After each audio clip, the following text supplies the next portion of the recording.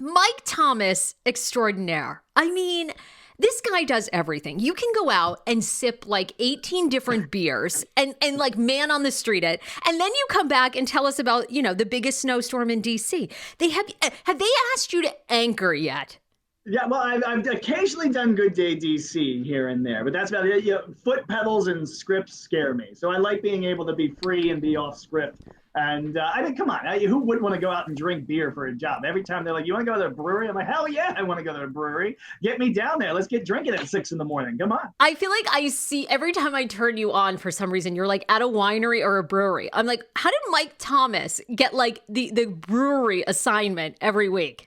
Well, because I'm like the college frat kid still, even though I'm like 31 years old now and then getting up there. But I guess you could say I got that college experience, so they're going to roll that over for as long as they can. I was going to ask you about, okay, you have a very youthful look, though. It's funny that you say that, right? Because you do sort of have this like college boy, you have a really young face. Like, I didn't even know you were 31. Like I mean, you could literally be 26.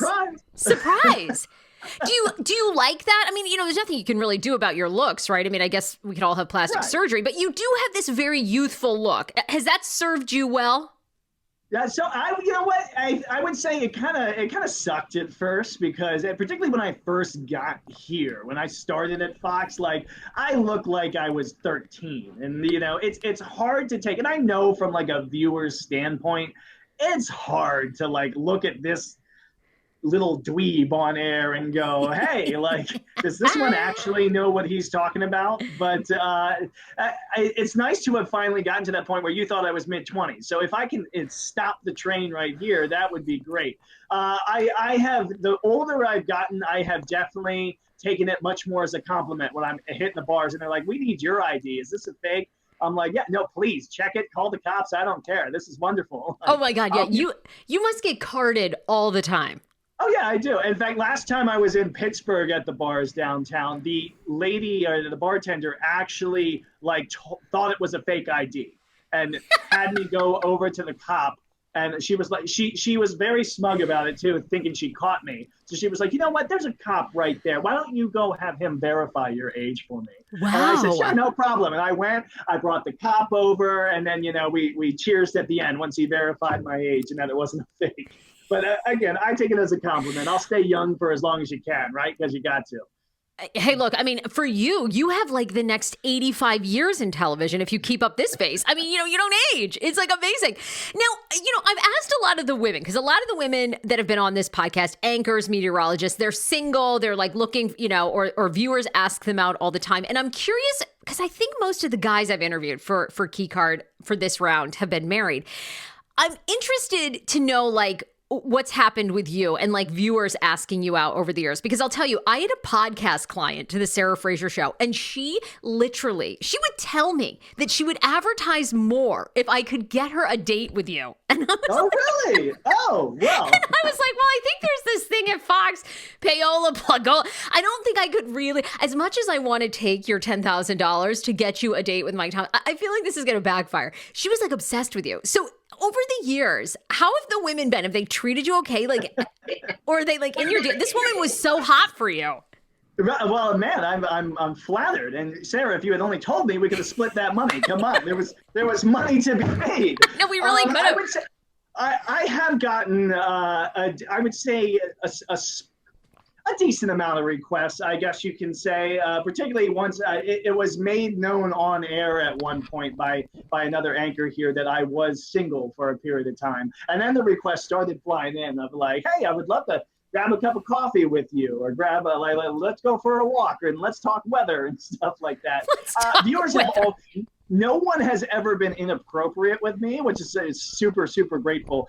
But viewers have all been sweet every time they've asked. And I'm one of those guys who, and I'm scared to put this out there, but I try to always reply to any message I get. Oh boy. So I always felt, bad saying like, oh, I'm sorry, like I don't do that. And then, recently it's been like, I'm now taken. So obviously there's no more dating anymore. But I'm always flattered every time I get the requests in. And it's a good feeling, I guess you can say. Okay, well, that's good. That's good that you take it in stride. Some of the, of course, I feel like it's always different for women. Well, because I've seen some of the messages that some of the ladies here get, and some people can be rather forward and rude, and I'm shocked at some of the pictures people will send. But it's definitely different, or at least my experience as a male in this business has been different in that I have not received in almost 8 years here now. I have not gotten any of that. Really? Wow. Oh my God, is that a double standard right there? I mean, that's right. Crazy. Well, now I'm scared that they're all going to be flying in and everybody's going to be like, hey, picture. Yeah, right. You've never gotten a nude until like this podcast. And then you'll get some listeners, some viewer. Yeah, right. I'll just get inundated with nude after nude after nude. And most of them will probably throw out, but some of them are like, ah. You know what? This isn't bad. This is an option. But you are taken, right? I mean, you and I were talking the other day. We were at the holiday party for Fox. So you've been in a relationship now for a year, over a year? Over a year, about we're just beyond 13 months now. So we were a pandemic relationship that we formed, and honestly, wow. I met her online, and I'm a little bit of a nerd, so we were gaming, and she popped into one of my games, and we just got along real well. And things kind of, we found out, she lived in New York, I lived here, and we were like, you know what, that's not fair. That's not far. Let's hang out, because we were doing nothing during the pandemic. Wow. So we ended up, and I know you weren't supposed to do it, so this was bad. But yeah, we did cross the state borders back then. But it was just us two. We didn't go anywhere. We didn't do anything. We were both like healthy, so we just kind of started hanging out together. And then the relationship ended up coming from that. So, Mike Thomas, rebel in the pandemic.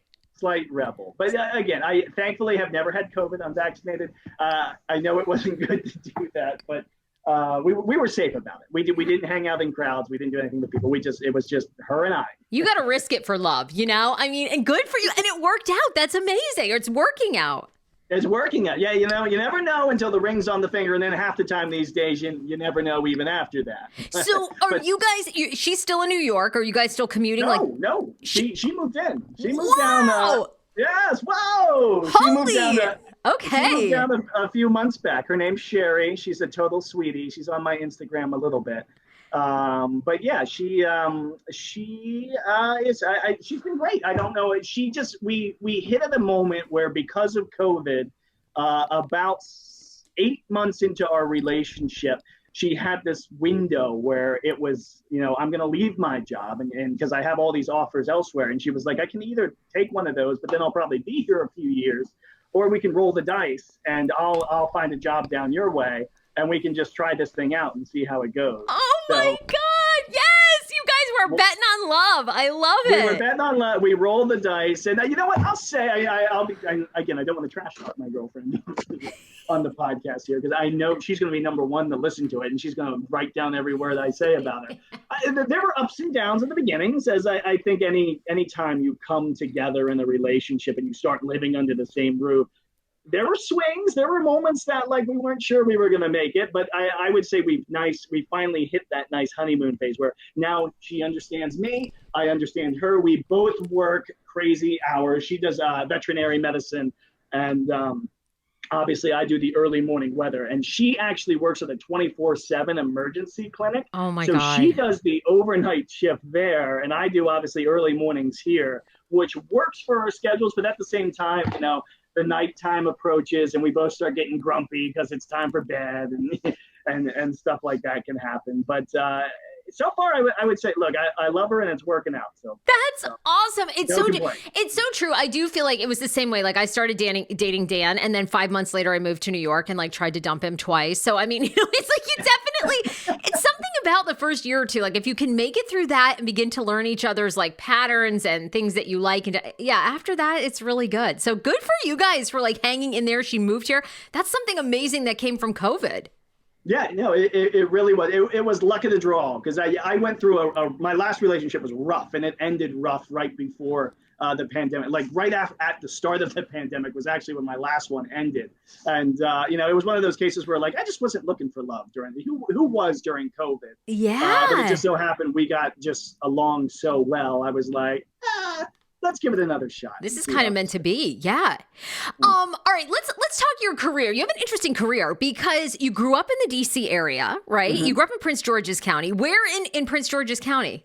So I grew up in Calverton, Beltsville. So it's sort of right on the Prince George's County, Montgomery County line. Okay, in Beltsville. My friends who grew up in down the block went to Montgomery County schools, and my side all went to Prince George's County schools. But like that close, I could throw a stone over the Montgomery County border from where I grew up. But yeah, local kid. Local kid. And I actually had read, so did you intern for Tony Perkins and Tucker? Was that kind of how you got started? Tony and Tucker back in the day. So funny story with me and like getting involved in news was that when I was in school, I knew I wanted to do the weather. Like I was like, I want to do the weather. I like it. It's cool. And, I know it pretty well. So we were required my junior year of college to do an internship related to your major. I needed something in the morning because I at that time I was playing lacrosse. So I had lacrosse basically all summer long in the evening. So I could do nothing. And most weather internships, particularly the science-based one, which was my demo, like what I was going for in college, was not the TV stuff. I was going to be like a scientist to actually study the stuff.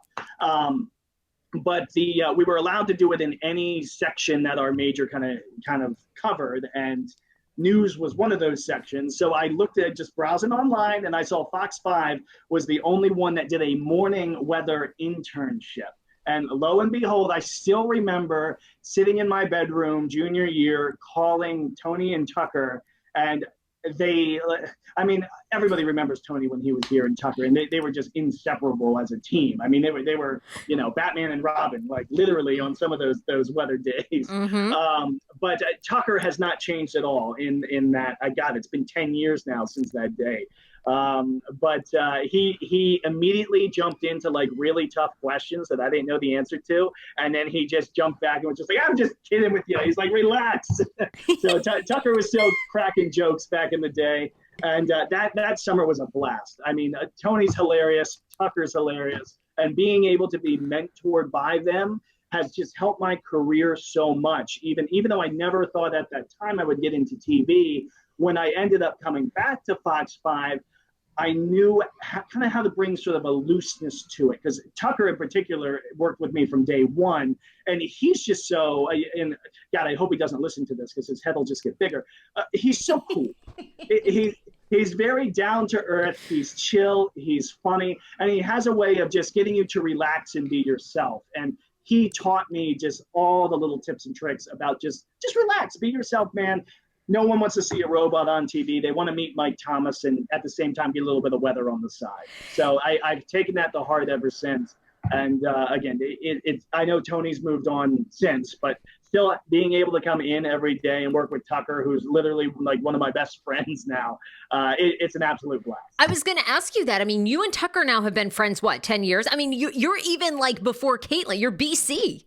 Yeah, I was. You're before I was Caitlin. I like it putting it that way. I was before Caitlin, and no, we've been at it for now 10 years. Even when my internship ended, like we still stayed in contact. The whole reason I work at Fox 5 in the first place was actually because of Tucker Barnes, because he recommended me when something opened up. Even though I wasn't in the business, I was working right down the street. And, on the one hand, it was him not wanting to work weekends anymore. And on the other hand, it was just like, hey, I have this guy. He used to work for us. He knows all the systems. Why don't we bring him back and give him a little trial run? So that's what they ended up doing. Okay, tell me about that, because, I've asked Tucker this, and Tucker almost makes it sound, did you have another job offer? And Tucker sort of kind of convinced you to take the job. Was that kind of how it unfolded? Pretty much. So I worked for this amazing company, and I still love the guys, and I still talk to the guys this day. A company called Commodity Weather Group, which was based out of Bethesda. They're completely like on the cloud now. But generally what we did was stock market weather forecasting, which is, a whole different section of weather that no one ever hears about. Yeah. But it's all about how the weather can affect the prices on the side, like commodity prices, oil prices, gas prices, all of that. So we had a ton of clients that would, call us and get the weather forecast specific for those commodities. Man. But they were a bunch of cool guys, all Penn State guys. So that's how I got that job, was coming out I'm a Penn Stater myself, very tight-knit meteorology program up there. So I was able to fit right in. When I found out they were in Bethesda, they basically hired me right away and were just like, hey, come on down and work for us. So I worked for them for about 2.5 years. Great guys in just a small knit company. There were only 12 of us, I think, at max when I left. And it was a very family just kind of vibe to it. And it was a great company. And they didn't want me to leave.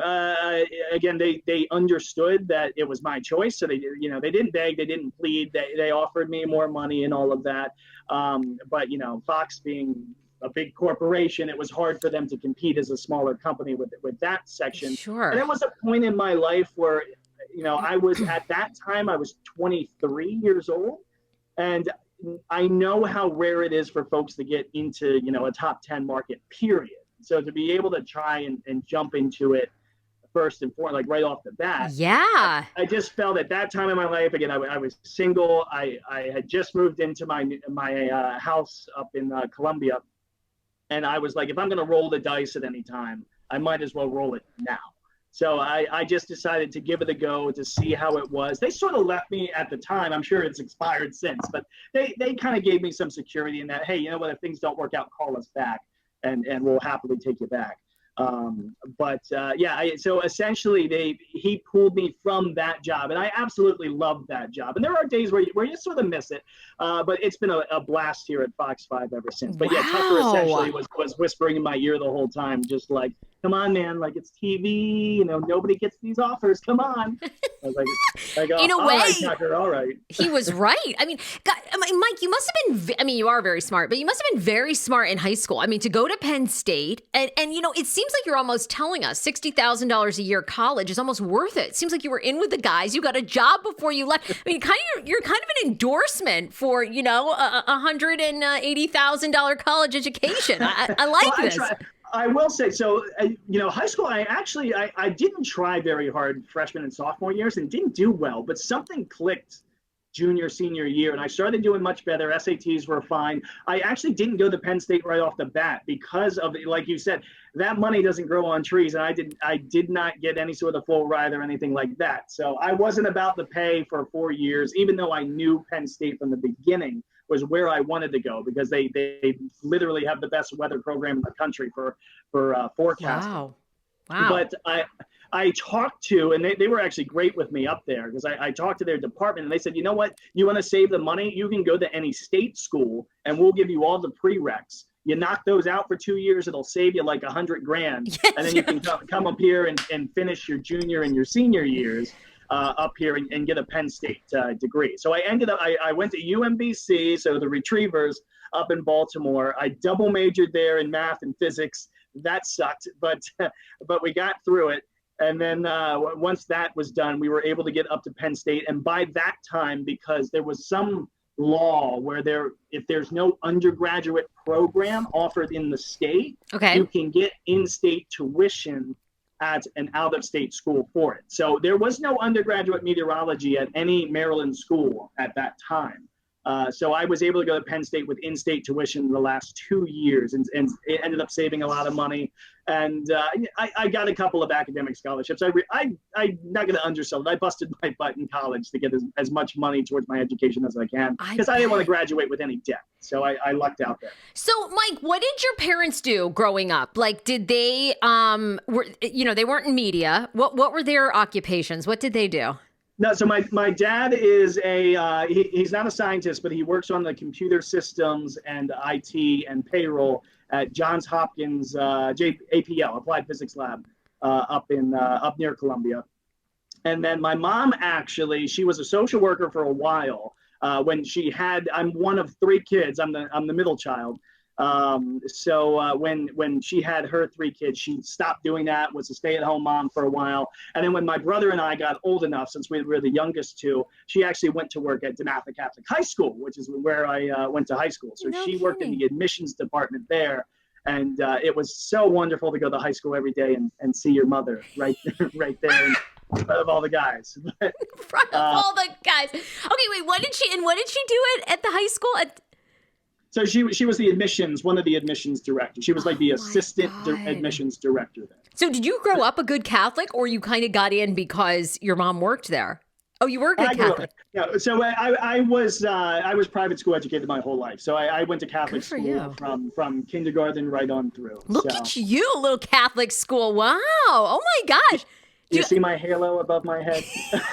It's looking a little fuzzy. I'm just kidding. It's gotten a little fuzzier over the years. Yeah, do you still? No, I grew up Catholic too. Do you still go much? I mean, you obviously you really went. I mean, we do the major holiday. I think particularly after COVID. So we were going a little semi-regularly pre-COVID, but once COVID hit and everything just stopped, we've now worked it to like a major holiday sort of thing. And even since, most of the time with my parents, because, nobody wants to take risks these days, which is fair with the virus, it's mostly a gather in the living room and go to mass at noon on the television.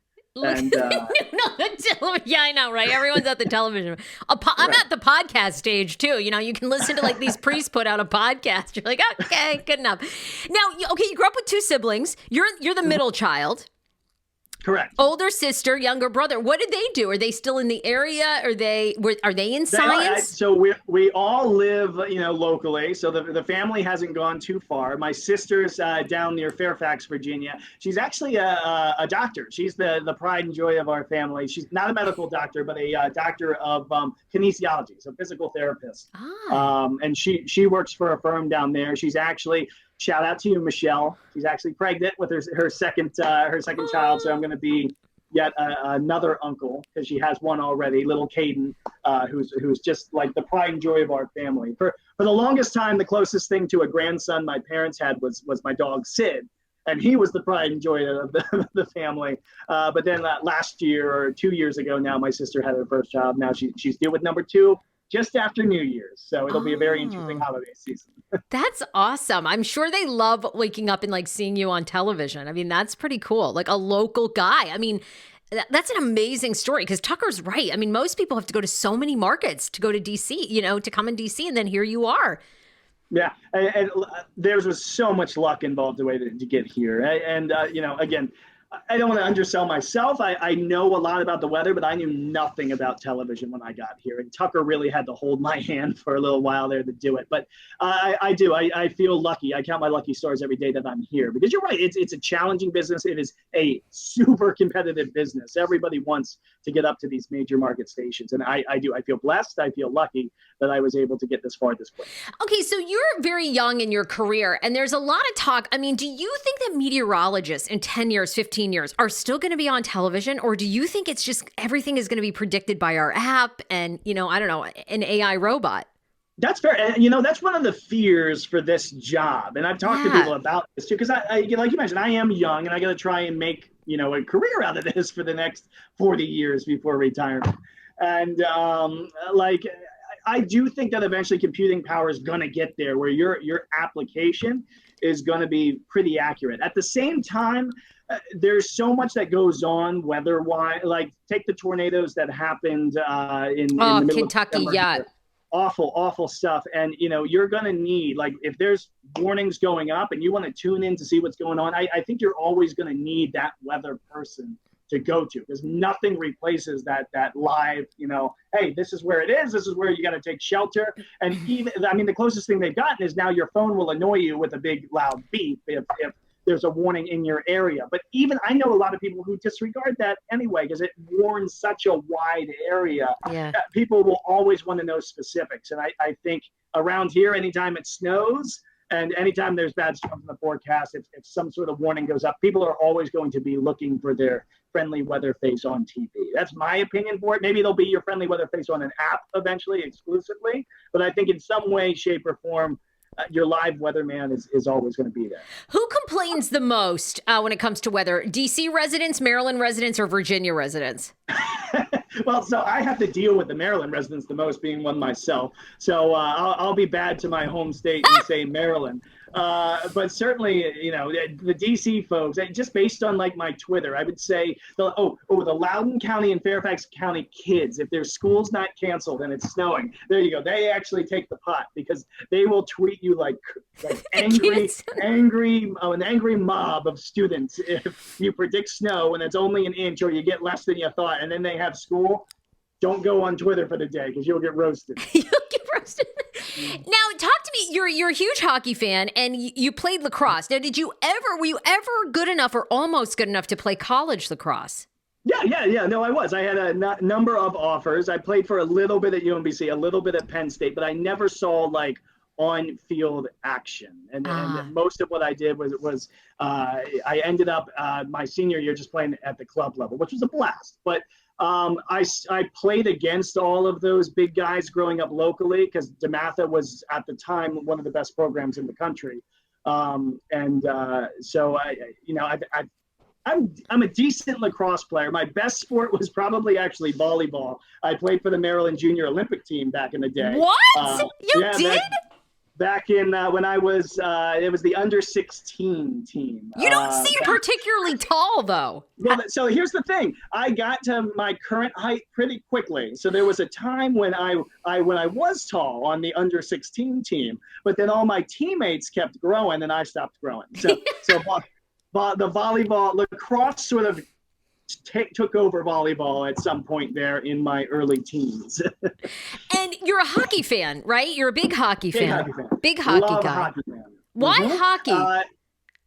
Just because most of my family themselves are from Pittsburgh, and my cousins up there who are very, very close with, shout out to Steve, Bob, Dave. They're the guys that just every time we would go up, they would be watching hockey, and they'd take us to Penguin games and all that stuff. So getting involved in that environment from a young age, I started to get fascinated by it, and then they ended up being pretty good when I was younger, and it's just one of those cases where I grew up a fan. I really enjoyed it. I played ball hockey actually locally for a while because it was just such a blast. But it, just something about it. I think it's the fast motion of it. Like unlike football, which is very start and stop, hockey you can technically just go for the whole 20-minute period if there was no stoppage of play. And I love it about it. And the creativity of the plays and the equalizer of the ice. There's just so many little factors. And I think I get excited about hockey. It's absolutely my favorite sport to watch. It's one of my favorite sports to play. And even though I am technically, full confession, I am a Penguins fan because that's how I grew up. I was going to ask you that. But I do so much work with the Caps locally. Obviously, since probably me and Steve Sheneby here at the station, Holly Morris too knows her hockey. But since they're stuck on anchor duty every day, I usually am the one who gets sent down to do the stuff with the Caps because I know the most about hockey, at least on the morning side of things. So we had a great relationship with them down there. It's so nice to know some of the staff, and they were a great organization too. Did they send you to cover Stanley Cup? Wait. So I was actually on vacation when they did the parade and they won the cup. So I did not get any cup coverage myself. Although Megan, their PR lady down there, sent me some T-shirts and some stuff, and I was very happy for the city because I generally root, even though I have my team. I love watching great players, and Alex Ovechkin is just incredible to watch on the ice. So it was great to see him win his cup, and obviously now he's going for the goal scoring record. So I really appreciate good hockey. And it's been great to see the Caps, particularly in DC, which has been a championship-starved team, and then the Nats won it, and then the Caps won it. Like that was an awesome year. It really was. It's kind of crazy to think that we did win 2 national championships because, I mean, when I came here 15 years ago, I mean, it was so bleak. Like, the Nats, didn't even really exist. They didn't exist. They were just talking about it. And then to see, all the success, it was just such I don't know, it wasn't a sports town. It wasn't a winning sports town. And then to see that. My dad had what was at the time, obviously, now the Washington football team. He had season tickets, and they were so bleak and bad. And, in some regards, they still have trouble there. So he actually sold his tickets just because he was like, I can't do it. He had great seats, 50-yard line seats down low because he inherited them from his grandfather and would always take, he tried to convert me when we were kids from being a Pittsburgh fan to a DC fan. But, when you would go to, what at the time was the Redskins games as a kid, it was a lot of doom and gloom, and people weren't that happy. So it was harder for me to get into that compared to when we would go to Steeler games up in Pittsburgh with the mom's side of the family. So that was sort of where my loyalties kind of switched. Mike, a couple years ago, you became very popular for doing Weathercast by almost like a spoof on Taylor Swift songs and Madonna. You did Vogue, or did you do almost a mashup of a weather forecast? So that was, I cannot remember. I think it was our producer Jeff here who asked me initially to do that. But that was back when I was like my second year here, 2015, I want to say. By the way, people should Google this. Google Mike Thomas, Vogue, Mike Thomas, Madonna. I mean, it is really good. I mean, you pretty much went viral, right, for that? I mean. Right, well, I only went viral because Taylor herself actually tweeted it. Like she saw it, and her publicist called and was just like, Taylor just wants to let you know that she actually did watch it and she really liked it, and that's why she tweeted it. Mike, that's huge. Mike, did you not say to the publicist, let me meet her in real life? You could have been married to Taylor Swift by now. No offense to your girlfriend. That was sorry, Sherry. Sorry. That was so I went home. I remember that day because I went home. I did it. And, that was one of the things where I wrote it and then I did it on TV. And I was like, that was really cheesy. I remember going home and just being like, oh, my God, that was so cheesy. And then I went home. And since we worked so early, I went to bed at noon. And then when I woke up at 8 o'clock at night, my phone had just exploded. And I was like, what in the H happened? I had 6 calls missed from Fox 5 and all this. And so I never actually got to talk to them directly. I was just told that's what they said. But, shout out to Taylor. We dated for all of 30 seconds. Dude, she was into you. I mean, that was so good. It was so good. And you actually wrote those yourself. Yeah, so I took her songs. Her lyrics. And I mixed it with whatever the weather forecast was that day. And then we tried to do the same thing. It didn't go quite as viral, but we tried to do the same thing the next week when Madonna came to town. And we got a little bit of a shout out for that, but Madonna never saw that one. And it was kind of cool to see that Taylor actually did see that. She did retweet it. And then that was when you asked me earlier about when did people start wanting to date me. That was around the time that suddenly my inbox started filling up with, are you singles? But wait a minute.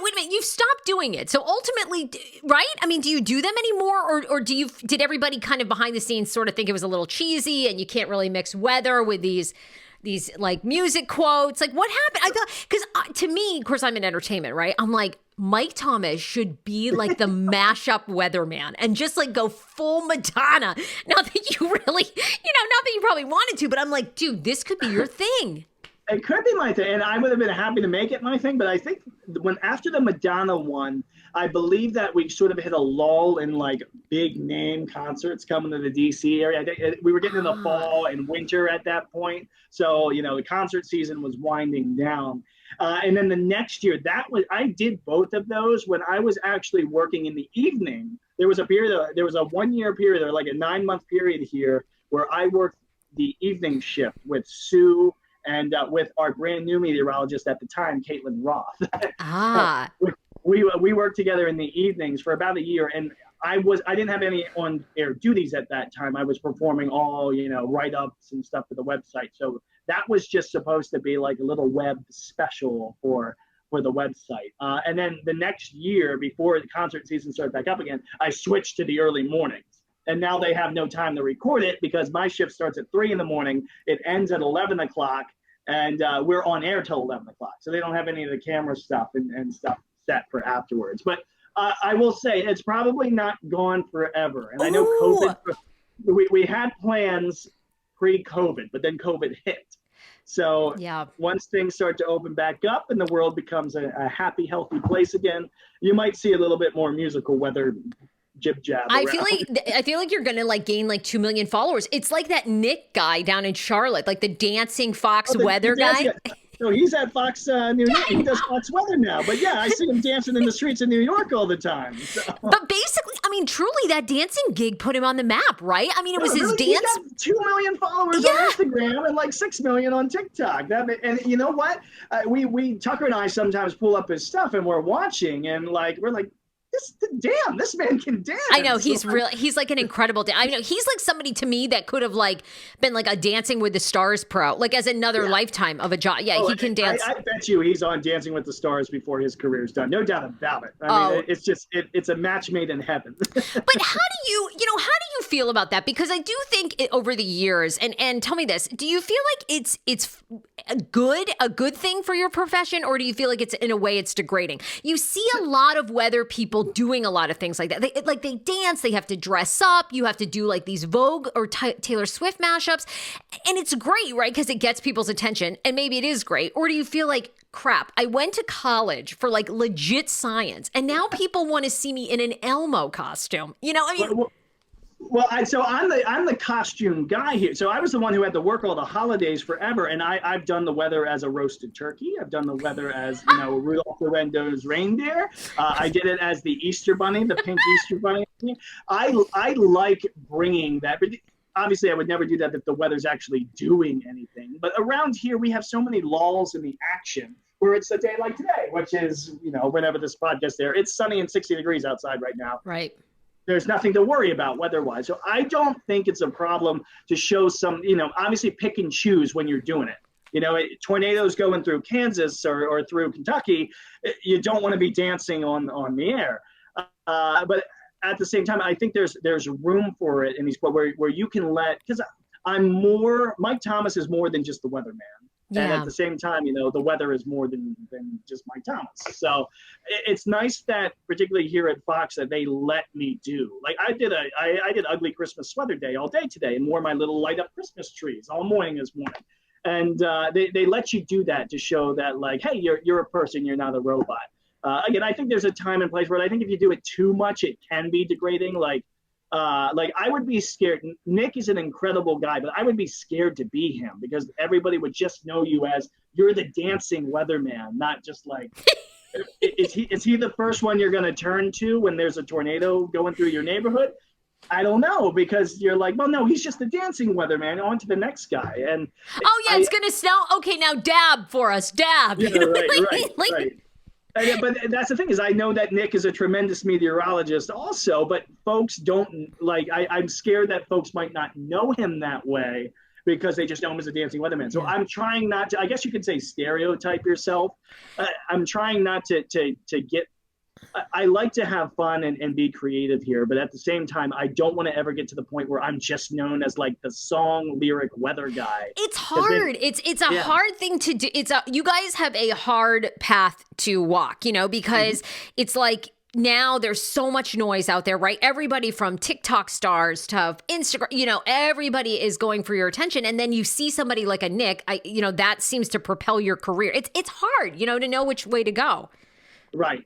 Now, it's definitely difficult, but I think there is a healthy balance in there somewhere. And like you said, just finding it is the hardest thing in the world. And then, coming up, like, Nick, let's take Nick, because he's the shining example of a weather guy who's just shot up in stardom because of the dance moves.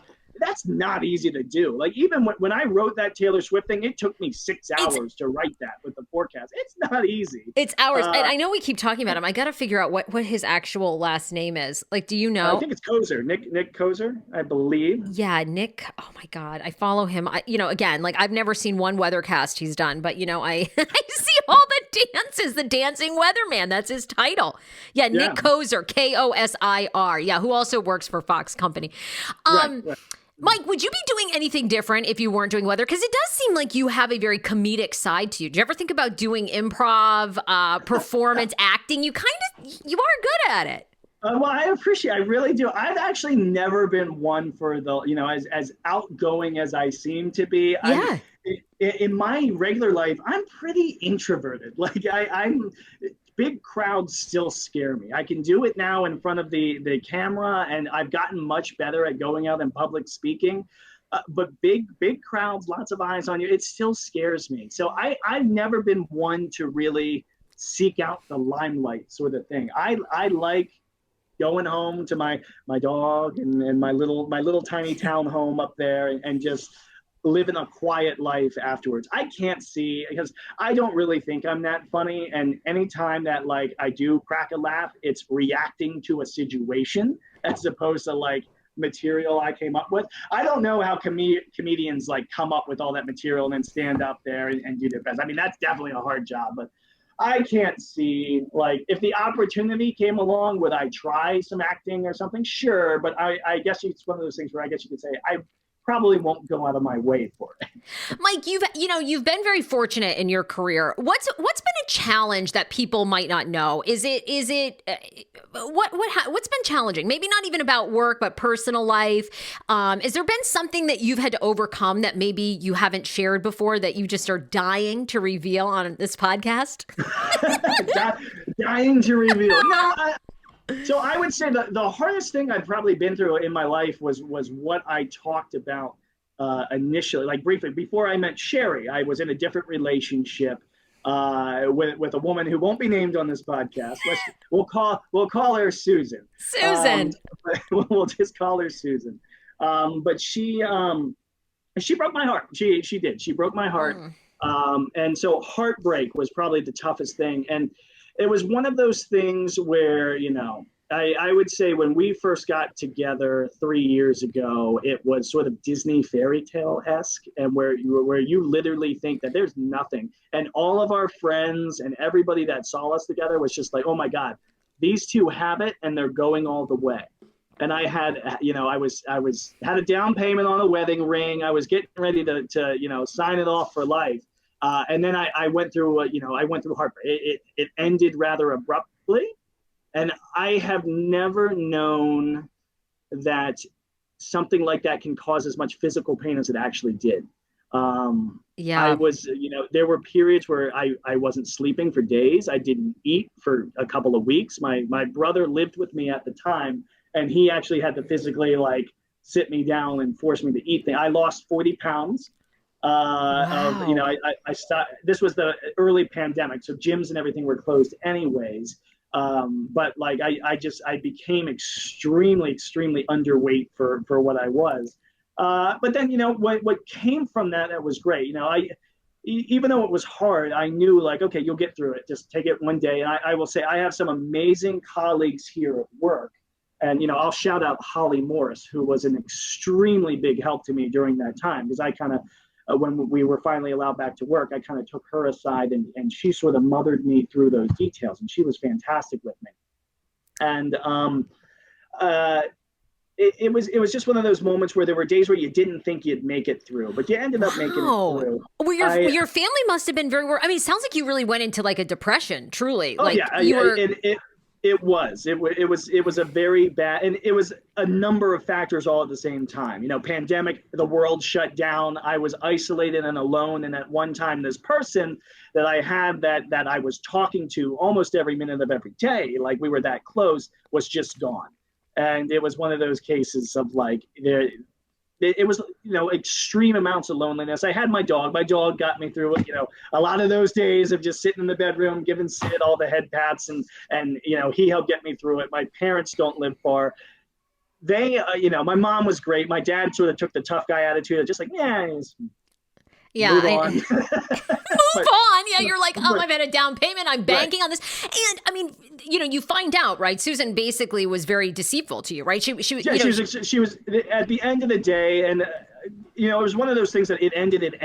And since it ended, I found out things that, just indiscretions that were. I don't know how much you want to go into, but I mean, it's got to be probably not that much. But yeah, there was a lot going on that I didn't know about. That just I don't know. I guess my advice for anybody going through breakups in the future is don't go exploring after the breakup happens, because it'll just make it worse. I was shocked at the things I learned since. I actually went, full confession, I went to therapy for a while after that. I checked myself into therapy. I've been in it for years. Not that that's a shock to the audience. You know what? Shout out to all the therapists out there, because that helped. I told you, Holly helped a tremendous deal here. All of my Fox family therapist helped a tremendous amount here. And then my actual therapist was fantastic. And it helped get me out of the funk. A few months later, I met Sherry. It's been great ever since. And it's good for you.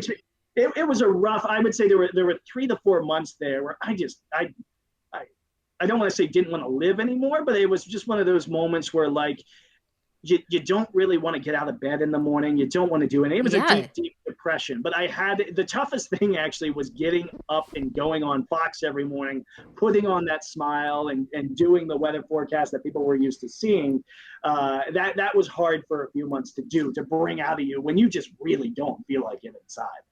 Mike, I think that's awesome that you're sharing it because it helps so many other men. Because to your point, and I know your dad is a loving person, so I'm sure he's just trying to say to you, and I mean, truly, like in a few years, you're probably going to look back and go, oh my God, thank God I didn't marry her. Like, I mean, it was the best thing ever because you're like, whether it's Sherry or whoever you end up with, it's going to be like, oh my gosh, that was like the best thing. But in the time that it's happening, nobody can tell you that. I mean, it's awful. And it never feels that way. And again, I'm sort of the guy, I will always wear I've always said, I'm just going to be me. So I'm sharing this because I'm always going to wear my heart on my sleeve kind of guy. Yeah. I'm an emotional guy, and I'm not afraid to admit that, I went through some very rough times. And heartbreak hits guys as much as it does. But, men, I think only recently men have felt comfortable talking about it. And, it's so true. It's hard for you guys because you are expected to be less emotional, but it's devastating. You'd counted on that, and it sucks.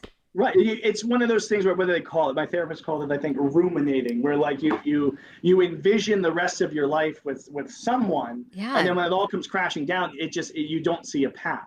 But, again, I won't spend too much time talking about my ex because she doesn't deserve it. But I will say, again, shout out to Sherry. She came in at a very difficult time of my life. And she was actually, I will give her full credit because, again, I know she's going to listen to this. Hi, Sherry.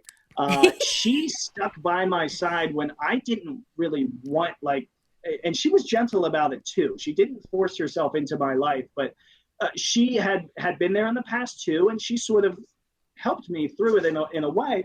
But there was a period of time where I said, "You don't want to date me. Like, go date somebody else." I'm rough right now. I'm beat up. But she packed her patience, and little by little she helped me through it. And now she's now I love her with all my heart. So I've been very fortunate to find her through the chaos of all of that. Well, and also, I mean, I don't know how you feel, but I would imagine like going through everything you went through, it's like trying to trust people again. Like it's hard. Like I'm sure you and Sherry have to work through that. Like anybody. Yeah, it's the hardest thing in the world. You don't trust, and it's funny because I started not trusting friends. I started not trusting family. You wonder after something like that happens, who's being honest with you and who's not. And it's something that and I mentioned when she moved in initially, Sherry moved in, that we had some clashes, and there were trust issues. It was baggage. We all had that baggage from previous loves and all that. Oh, hell yeah! Everybody got that in some way, shape, or form, but. Navigating those waters was rough and choppy for some time, but thankfully, I think we finally hit some smooth sailing. Good for you. Thanks for sharing that. I think that helps a lot of men because it's not easy, and I think just recently men do feel like, hey, they can talk about it. So good for you, Mike Thomas, and better things ahead. And fuck Susie, or Susan, whatever the hell her name is. Now, look, we're ending these podcasts. No comment. We're ending these podcasts with kind of a rapid fire of questions. So let's rapid fire Mike Thomas. Mike Thomas, were you named anything in high school? Were you the class president? Were you the treasurer? Were you the class most likely to become a weatherman? No, the only thing I was named was I was given a nickname on my lacrosse team called the Crease Cranker, was the name that had stuck with me for the longest time. Crease Cranker. So in lacrosse, the position I played was what's called the crease, which is the guy right in front of the goal. His job is to catch the ball and put it in the goal real quick. So in high school, I was known for catching the ball, taking a full wind up, even though I was like 5 feet from. It's the equivalent of Alex Ovechkin taking a slap shot from right in front of the goalie. Like I would full wind up from 5 yards out and just crank it past the goalie, even though, at that range, you're just supposed to kind of pick your spot and put it in. So I was known as the Crease Cranker. And then in college, once I started studying meteorology, the lacrosse players love their nickname. So on the lacrosse teams that I played for afterwards, all called me Doppler. He has Doppler radar. So, Doppler. So I was either Dop or Doppler. Mm-hmm. Without naming the name of the business, what's the worst assignment they've set you on? Was it dogs eating their own feces, or like what did you have to do? And you're like, God. No, you know what? They are very good with the fun stuff for me here because I tend to be more of a kind of down, like, let's keep away from the politics and let's keep away from. But there was one time where I was just the closest one, and I got sent to murder, and I had to. Mike Thomas reporting on crime? Murder, not something to laugh about, obviously, but I remember talking to my boss at the time, and I was on the phone, and I went, you really want me to do this? Are you sure you want me to do this? So, like, you know what I do, right? And so I had to go, and the chief of police for DC, I think it was Graham Newsham at the time, like, walked up and he was like, all right, what do you want to know? And I'm like, I actually don't know. No clue. I do not, and I still to this day, I don't know how they handle the crime scene. I don't know how they handle politics. So I have happily told, the fine folks here who control what we do, I said it's best to leave me out of those situations. I understand at that time it was a breaking news situation and they wanted to get somewhere there quick, but it was an awkward line of questioning. We'll put it that way. Yeah, and I mean, obviously, just to remind people, we're not making light of it, but I mean, there is like comedy and things that happen, and I mean, you are a bizarre choice for that. Right. So no. Like... I am an awful choice, and no, it was a very sad situation, and thankfully they did catch the guy that did it. But it was a very situation in Prince George's County where a young woman lost her life. So again, not making light of that at all, because that's awful. Sure.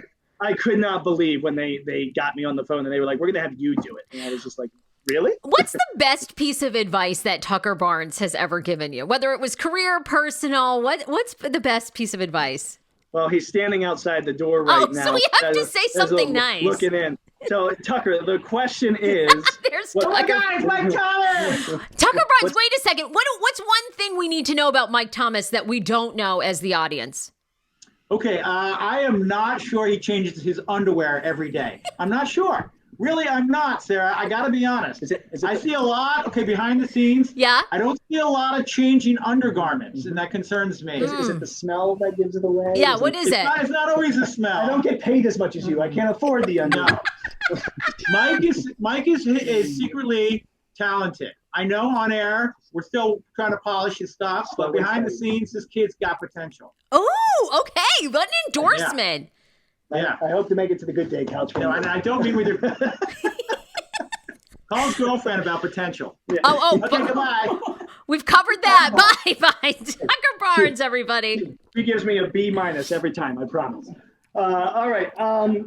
Look, one piece of advice, he literally the best piece of advice he ever gave me was when I was an intern here. And, we do these, they film us on the green screen and they, have us do these fake weather videos for, you to take back to college. And the first few times he would just come out, like after watching it in the back, he would come out with me, just pull up a chair, kind of right in front of the green screen like this. And he'd kind of say, F the camera, look at me and just like, let's have a weather conversation. And he'd get me to just chit chat about the weather with him while recording it, just to make it a more natural feel. So the best advice he actually ever gave was, don't be a robot. Don't practice your scripts. No one's here for a science lesson. Be yourself, have fun, and let folks know what they can experience weather-wise. So as cheesy as it sounds, be yourself was literally the best piece of advice that Tucker's ever given me. When Tucker and Caitlin started dating, were you secretly pissed? Like you were, she was basically stealing your best friend. I mean, were you a little low key, like, what, this weather woman has come in, scooped my best friend. What was tough on Caitlin, and this was tough, was Julie Wright was who she came in, and yes, we loved. I started back when Julie was, and we loved. I still talk to Julie every now and then, and Julie is like the nicest, sweetest lady. She did, for anybody, I'll give away the dirt, she chose to leave. It wasn't one of those situations otherwise. But Caitlin was the one who immediately had to come in and fill those shoes. She just did traffic for the first summer, and that was how Tucker and her met, was she wasn't doing weather. She only did traffic for those first 3 months, filling in for Julie, which is the toughest shoes in the world to fill, because Julie's such a big personality. Oh my God. And, for listeners for viewers too, that are watching and listening that remember, I mean, Julie and Tucker had great chemistry, just as friends, Julie's been a long time married to her husband, but they really were like two pals, two besties having a great time, and they would joke with each other. I mean, they had great chemistry that's very hard to replace.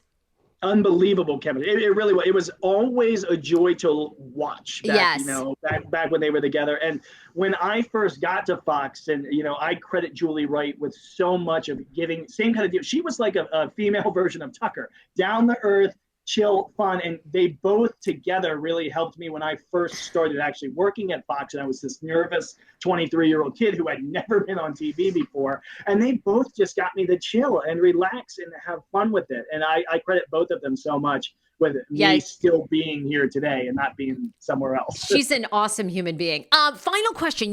When it works out with Sherry, are you worried that you guys are going to kind of become Joe Exotic, where you'll have this menagerie of animals? I mean, she's a veterinarian. You've got a dog. I mean, you're a kind soul. I mean, I sort of see you living with a bunch of birds, maybe a monkey, a bunch of rescue dogs. Are you kind of worried that you guys could become pet hoarders?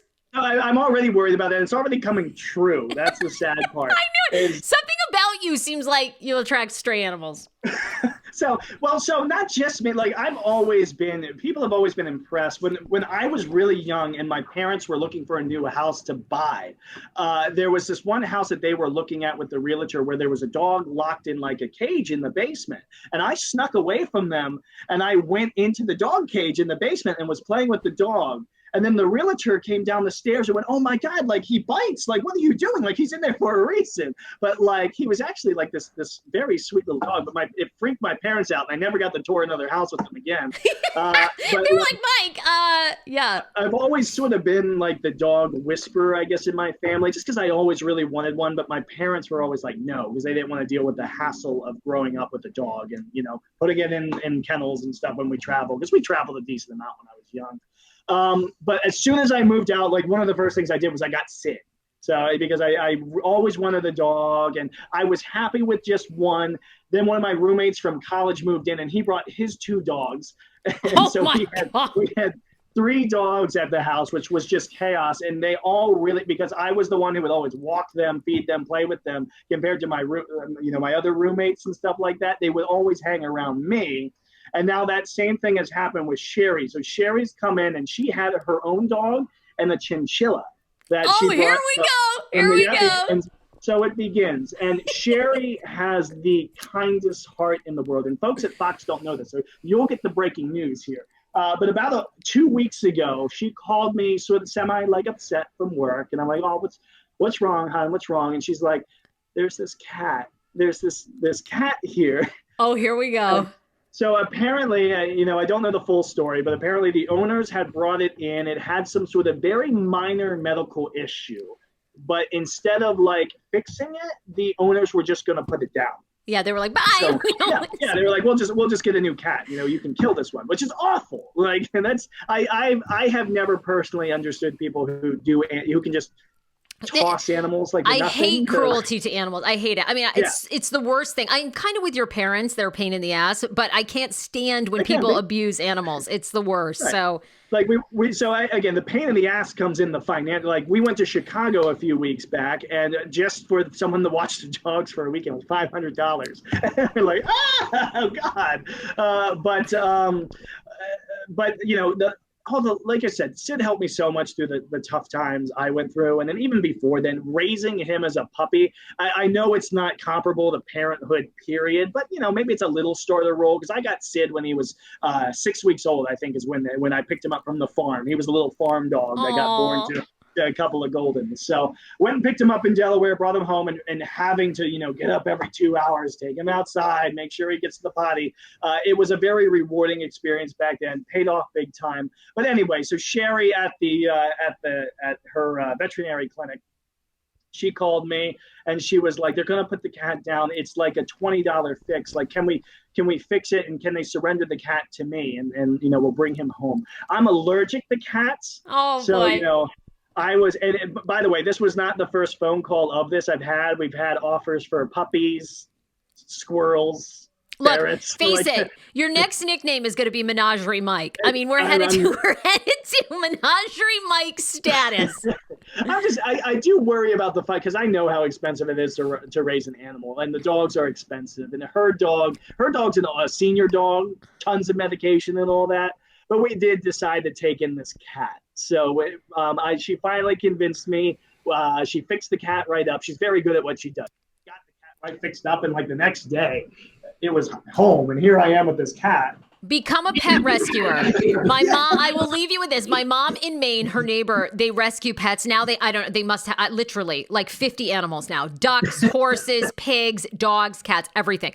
Anyway, they just got somebody just wrote them a $250,000 check to take care of these animals. Yes, because they were so moved by their heart of taking in these stray animals. So you and Sherry, this could be you guys. I mean, you guys will be getting donations left and right. It's one of those things. If the money was there, like I could totally see, because I do. I love animals to death. I'm a very financially cautious person, I think is what you can say. So I'm aware of all the costs, and so every time we have these conversations, I'm like, Sherry, you know how much a cat is a year? Like, and then I Google it. And I'm like, look, it's like $2,000 a year though. A cat. Do we have that money? That's and we have those kind of conversations. But if I was like, wasn't it Kirk Cousins who owned, or who was the Washington football player who owned all of these like dogs that did it? I thought it was Kirk Cousins that has like 50 dogs back here when he was on the Washington football team that he had all rescued.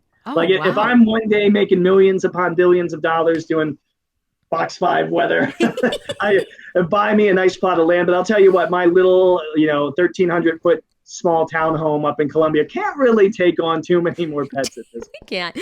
Mike Thomas, you've been a treat. Thank you for revealing so much, being so honest on this podcast. Social media, where can we follow you? I'm on Instagram, Mike Thomas Fox, and then I'm on Twitter at Mike T Fox 5, and Facebook, Mike Thomas Fox 5 as well. And Mike, when can we watch you? So if you're crazy and up real early, 4 to 6 a.m., I'm on 4 to 6 a.m. every morning. And then usually, I'd say 2 out of the 5 days of the week, I'm out doing something fun, something around town during the rest of the hours. So you'll always see me peek in here and there. Sometimes I did traffic today. So I'm the jack of all trades here. You could see me in any regard between 4 and 11 in the morning. So just watch the whole thing. We'll watch the whole thing. Mike Thomas, thank you so much. That was great.